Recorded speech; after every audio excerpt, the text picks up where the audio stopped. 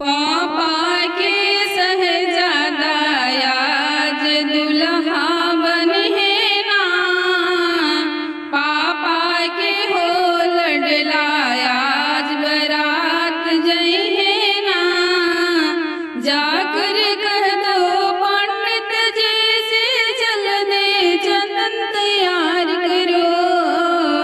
जाकर कह दो पंडित जी से चल दे चंदन तैयार करो।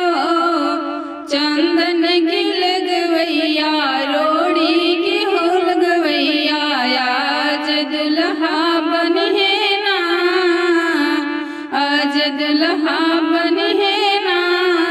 पापा के सहजादा आज ससुराल जइहे ना।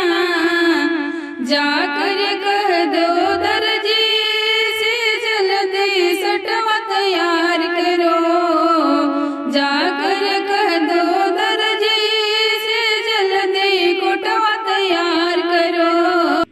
सटवा के पहनवैया टाई के लगवैया आज दुल्हा बने ना। चाचा के सहजादा आज दुल्हा बने ना। चाचा जी की लडला आज बारात जइहे ना। जाकर कह दो सुनरा से जल्दी चैन तैयार करो। जाकर कह दो सुनरा से जल्दी चैन तैयार करो। चैन की लगवैया लवकट की लगवैया आज बारात जइहे ना। भैया जी के सहजादा आज बारात जइहे ना। जीजा जी के सहजादा आज बारात जइहे ना। फूफा जी के सहजादा आज बारात जइहे ना। जाकर कह दो मलिया से जल्दी मौरी तैयार करो।